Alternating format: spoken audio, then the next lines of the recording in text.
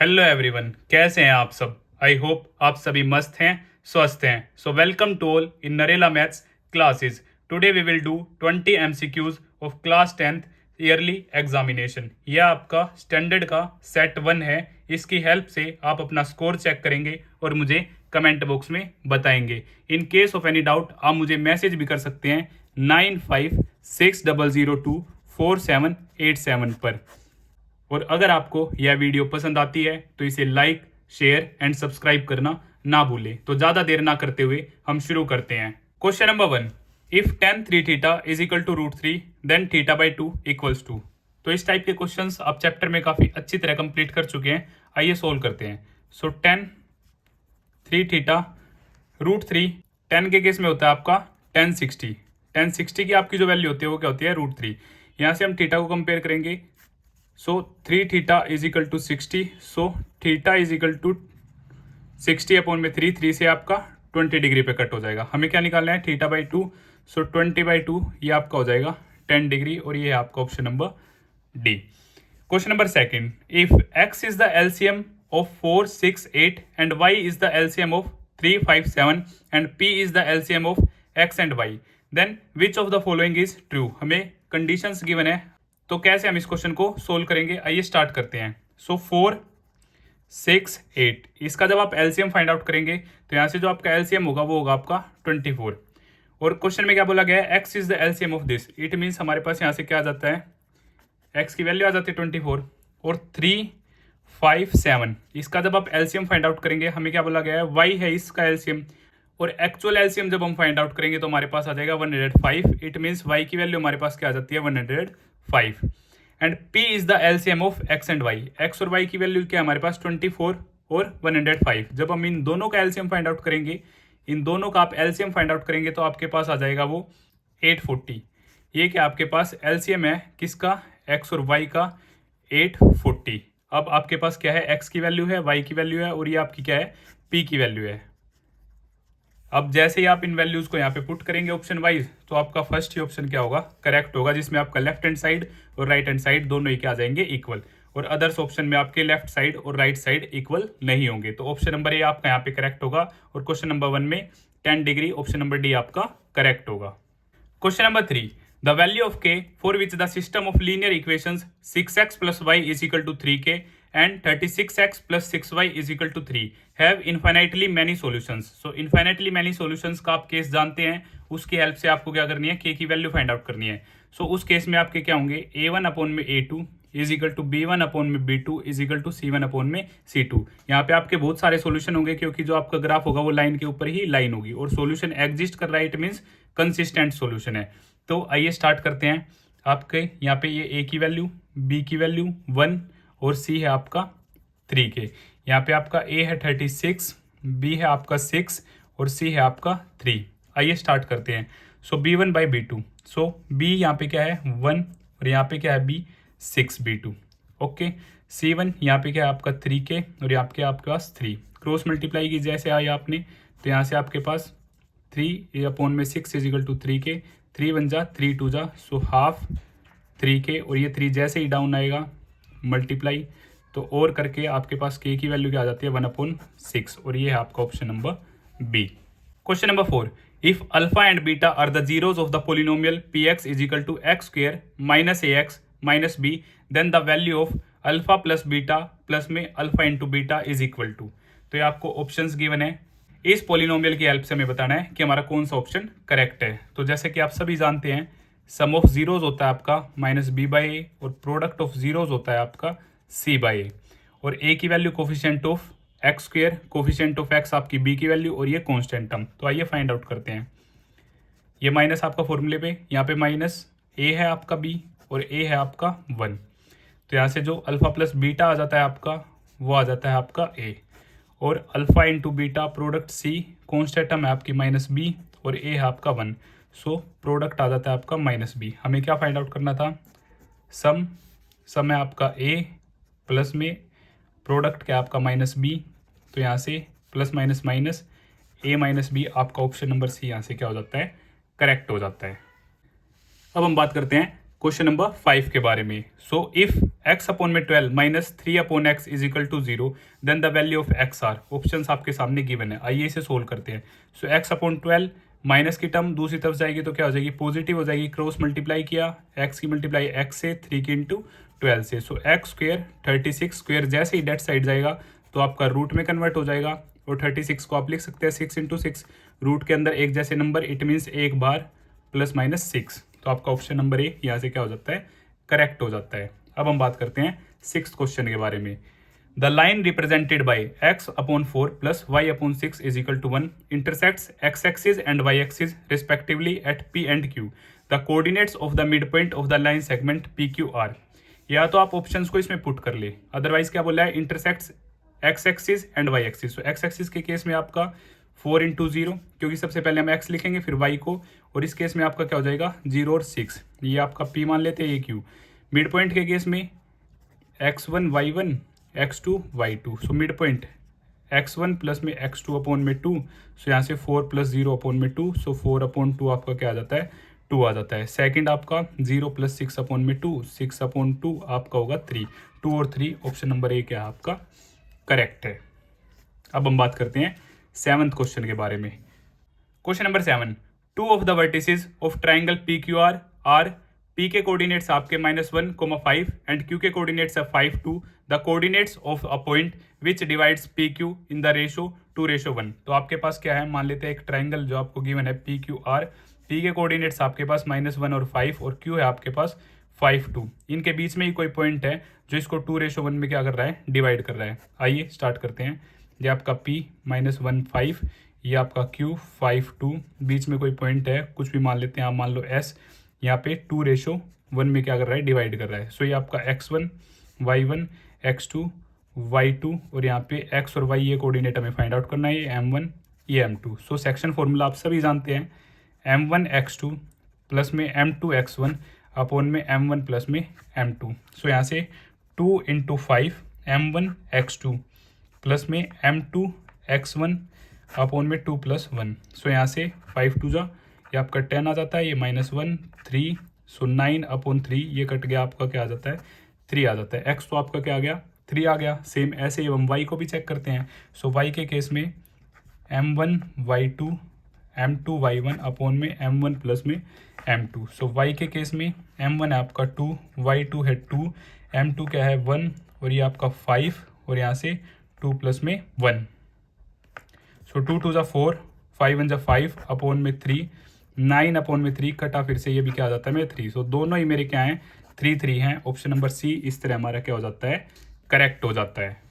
Question number 8, if tangents PA and PB drawn from an external point P to the circle with centre O are inclined to each other at an angle of 80 degree as shown in the given figure, then the measure of angle POA is। तो जैसा कि figure आपके सामने है, आपको क्या find out करना है, एंगल POA इट मीन्स आपको ये एंगल क्या करना है, आपको फाइंड आउट करना है।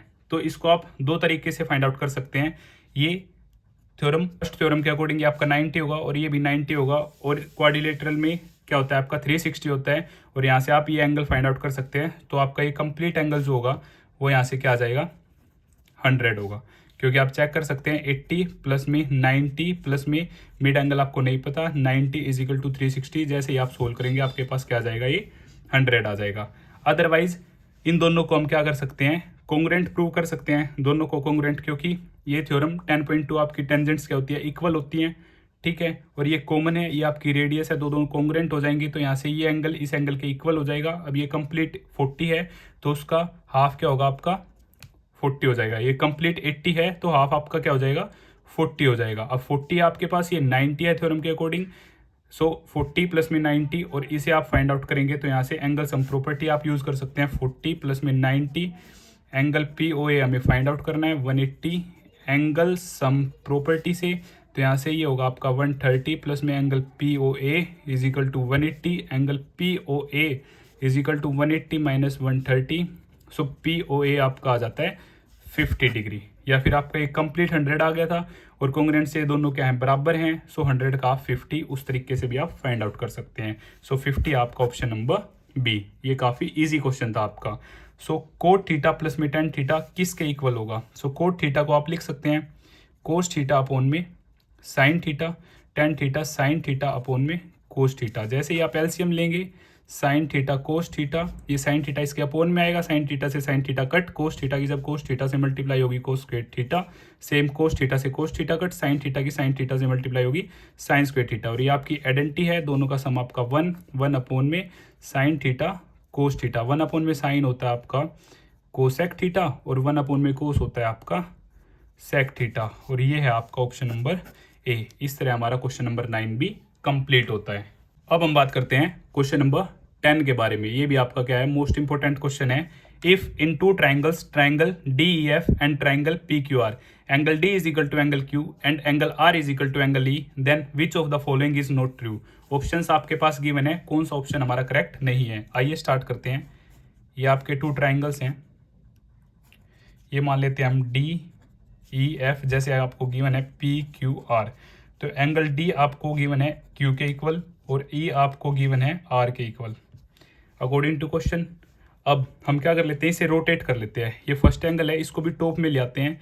जैसे ही आप रोटेट करोगे तो इसको थोड़ा सा आपको चेंज करना होगा। तो यहाँ से आपका हो जाएगा QRP। जैसे Q ऊपर गया ये और ये यहाँ पे डबल। अब इस फिगर और इस फिगर के अकॉर्डिंग हम क्या करेंगे, ऑप्शंस को चेक करेंगे। D अपोन में QR, D अपोन में QR, ठीक है। DF अपोन में PQ, DF अपोन में QP। तो ये हमारा क्या है, ठीक है। हमें क्या देखना है जो ट्रू नहीं है। EF अपोन में PR, EF अपोन में PR, ठीक है। DF अपोन में PQ, तो ऑप्शन नंबर बी भी क्या हमारा करेक्ट है। EF अपोन में RP, EF अपोन में RP, ठीक है। D अपोन में QR, D अपोन में QR, ये भी क्या हमारा ठीक है। इट मीन्स जो हमारा करेक्ट है वो D, ये हमारा करेक्ट नहीं है।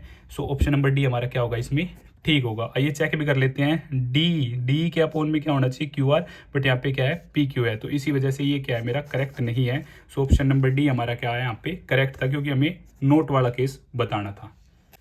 Question number 11। So question number 11 हमारा क्या है, the measurements of triangle LMN and triangle ABC are shown in the given figure below the length of the side AC। तो AC की हमें क्या करनी है, लेंथ फाइंड आउट करनी है। सो एंगल सम प्रॉपर्टी से जैसे ही आप सोल्व करेंगे तो ये आपका क्या आ जाएगा 22। यहाँ पे भी एंगल सम प्रॉपर्टी से आपका क्या आ जाएगा 28। सो 22 यहाँ भी है, 22 यहाँ पे भी है, 130 130 28 28। इट मीन्स ये दोनों ट्राइंगल के हमारे सिमिलर हैं। और जैसे ही अगर ये दोनों ट्राइंगल्स हमारे सिमिलर है तो मैं लिख सकता हूँ LM अपोन में AB, LM अपोन में AB और यहाँ से LN अपोन में AC, क्योंकि AC मुझे फाइंड आउट करना है। अब LM क्या है मेरा 45 और AB क्या है 5 और LN है मेरा 72 और AC मुझे फाइंड आउट करना है। ये 5 से क्या आ जाएगा मेरा 9 पे और AC मेरा इधर आ जाएगा, ये 9 मेरा क्या आ जाएगा डिवाइड में और 9 8 जा। सो AC मेरा क्या आ जाता है 8 सेंटीमीटर। क्या ऑप्शन में है, यस, ऑप्शन नंबर सी हमारा क्या हो जाता है करेक्ट हो जाता है। Question number 12, if the volumes of two cubes are in the ratio 8:5 then the ratio of their surface areas is. So cube आप सभी जानते हैं जिसमें आपकी सभी एजेस क्या होती है इक्वल होती है। यहाँ पे टू क्यूब्स है आपके पास और इनका वॉल्यूम क्या है, वॉल्यूम का रेशो गिवन है। इसमें यहाँ पे 8 और यहाँ पे 125। सो वॉल्यूम में होता क्या है S³ इज इक्वल टू 8। तो यहाँ से क्यूब रूट 8, सो 8 को आप लिख सकते हैं 2 इंटू 2 इंटू 2, क्यूब है तो 3 एक जैसे हैं तो एक बार आ जाएगा, यहाँ पे साइड आपकी 2 आ गई। ओके, रेशो में है तो एक्चुअल नहीं है बट ओके, क्योंकि हमें रेशो में ही आंसर अपना फाइंड आउट करना है। सो यहाँ पे S³ is equal to 125, so cube root 125। So यहाँ से भी 5 इंटू 5 इंटू 5, 3 का पेयर है क्यूब के केस में, सो आपकी 5। और सरफेस एरिया क्या होता है 6A² रेशो 6A²। ओके, सो 6 यहाँ से आपका 2 इंटू 2 6, 5 इंटू 5 6 से 6 कट गया, 2 2 जा 4, 5 5 जा 25, 4:25 क्या आपका गिवन है। यस, ऑप्शन नंबर बी हमारा क्या हो जाता है करेक्ट हो जाता है। अब हम बात करते हैं क्वेश्चन नंबर 13 के बारे में। If the area of a sector of a circle of radius 36 centimetre is 54 pi centimetre square then the length of the corresponding arc of the sector is. So sector का area आप सभी जानते हैं theta upon में 360 pi r square. आपको given है sector 54 पाई।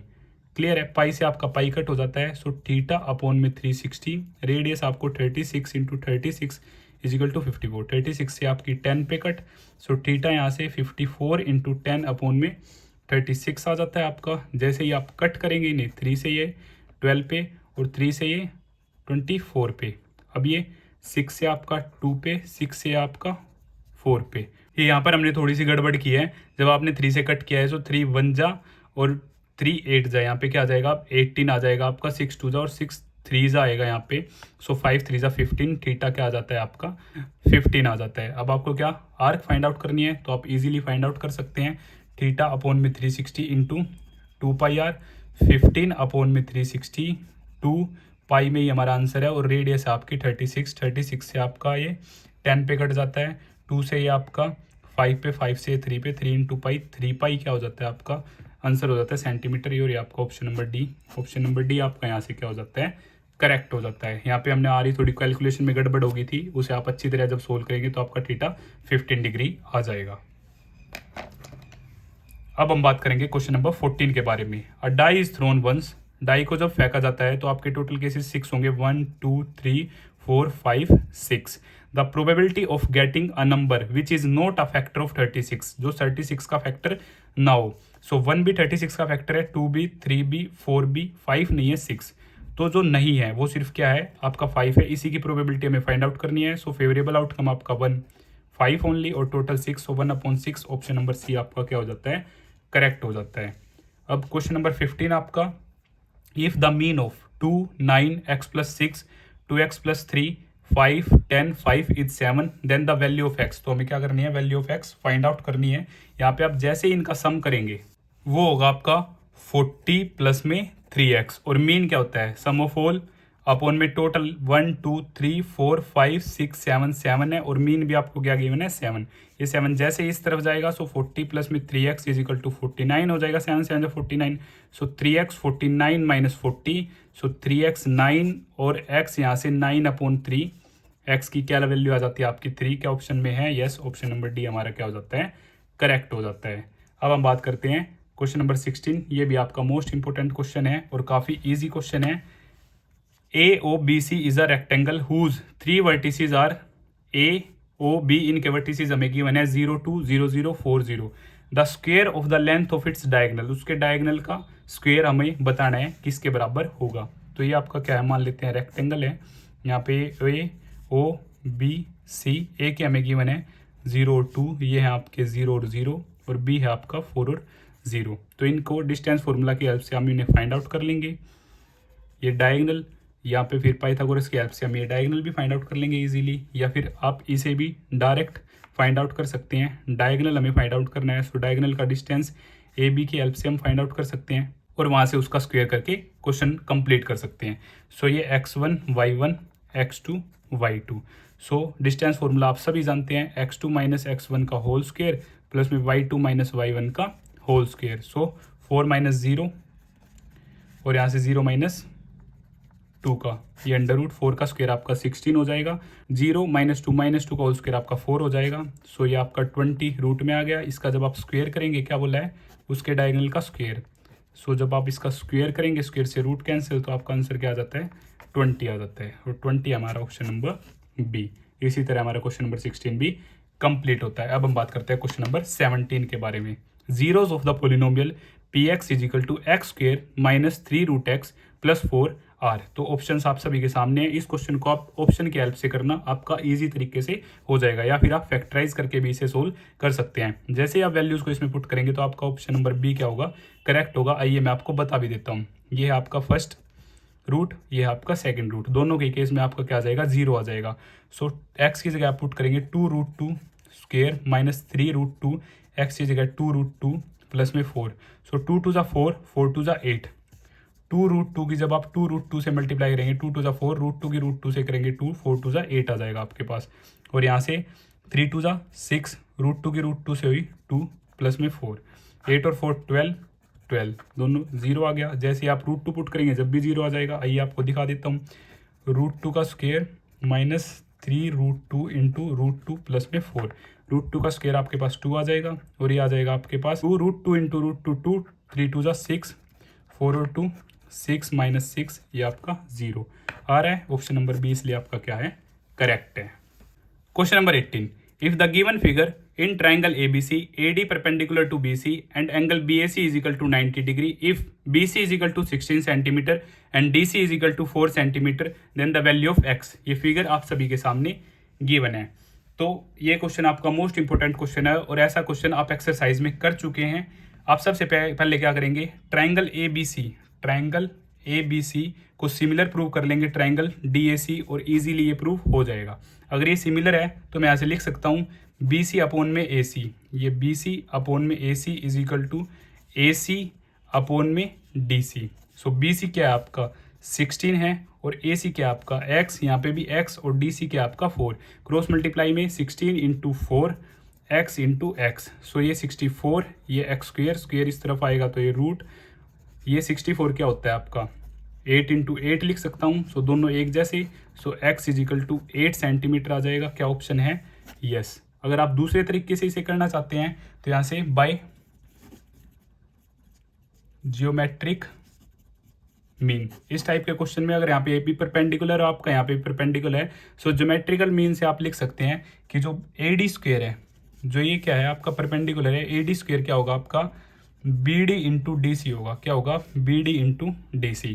अब आपके पास पूरा BC है और ये DC है तो आप BD इजीली फाइंड आउट कर सकते हैं। 16 माइनस 4 तो ये आपका क्या आ जाएगा 12 आ जाएगा। सो यहाँ से AD स्क्वेयर क्या होगा आपका 12 इंटू 4।